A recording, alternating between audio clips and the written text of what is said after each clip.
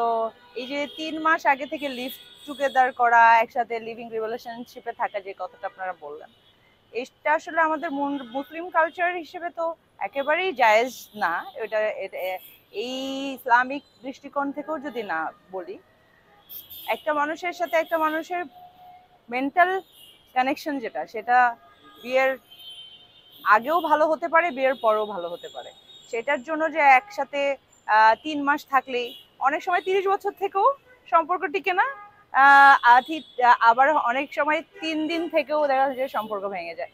এটা আসলে কোনো যৌক্তিকতার কোনো অ্যান্সার হতে পারে না। না, খোলামেলা হওয়াটা এটা এটা যার যার নিজস্ব মানে রুচির ব্যাপার। এখন আমি খোলামেলা হয়ে ভাইরাল হব, আমি আমার কথার মানে বিকৃত টাইপের কথাবার্তা বলে ভাইরাল হব, এরকম অনেক আমরা এখন রিলস দেখছি যে সোশ্যাল মিডিয়ায় সবসময় নেগেটিভিটি গুলো অনেক বেশি।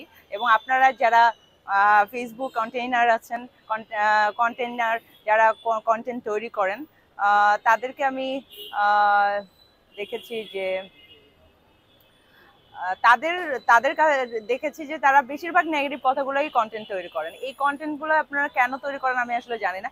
পজিটিভ তো অনেক কিছু নিয়েও তো কথা বলা যায়, সেগুলো জিনিস তো আপনারা বলেন না। এই জন্য যারা যারা তারাই মনে করে, আপনারা যখন বানান কন্টেন্ট তখন তারা মনে করে যে হ্যাঁ, আমি নেগেটিভ ভাবে যদি আসি, খোলামেলা ভাবে আসি, হয়তো আমাকে আমার আপনাদের যারা সোশ্যাল মিডিয়াতে কাজ করেন বা কন্টেন্ট বানান তাদের দৃষ্টি আকর্ষণ করা যেতে পারে।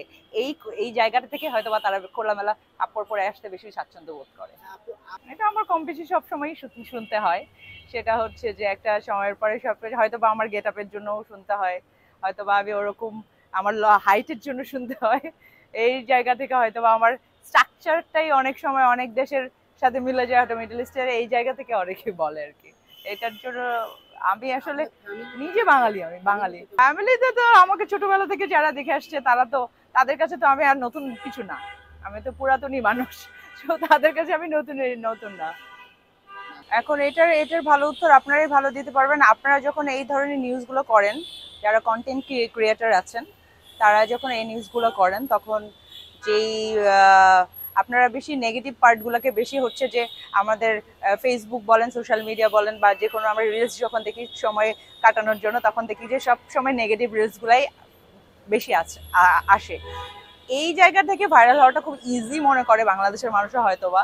এই জন্যই আপনারা যে খোলামেলা পোশাকের ব্যাপারটা বললেন, যারা খোলামেলা পোশাক হয়তোবা পরেই নাই কখনো, তারা হয়তোবা ভাইরাল হওয়ার জন্য বা ওখানে অনেক অনেক কন্টেন্ট ক্রিয়েটর থাকবে এই চিন্তা করে হয়তোবা তারা পরে আসে। এটা যার যার একান্তই রুচির ব্যাপার। এটা আসলে আমার জন্য অনেক ব্লেসিং, আল্লাহ তাআলার তরফ থেকেই, আল্লাহ তাআলার তরফ থেকে এরকম আমি আল্লাহ তাআলার তরফ থেকে অনেক বেশি শুকরিয়া ফিল করি যে হ্যাঁ, আমি এভাবে পড়লে বা এভাবে গেলে মানুষজন বেশি অ্যাপ্রিসিয়েট করে। যেটা এটা আসলে সব আমরা আসলে পর্দার করার বিষয়টা আসলে ডিফারেন্ট একটা টপিক। এটা আসলে প্রপার পর্দা করার বিষয় থাকে বা কভার আপ করার পর খোলামেলা জিনিসটাকে আমি খুব একটা অ্যাকসেপ্টেবল মনে করি না। এই জায়গা থেকে আমার যেহেতু ফ্যাশন করতে ভালো লাগে, আমি যেহেতু ফ্যাশন ডিজাইনিং নিয়ে পড়াশোনা করেছি আর কি। সো ওই জায়গা থেকে আমার মনে হয় যে আমি যেহেতু কভার আপ করি, সো ওই জায়গা থেকে ওটাকেই স্টাইল হিসেবে বেছে নিয়েছি, এখন ওটা নিয়ে কাজ করার চেষ্টা করছি।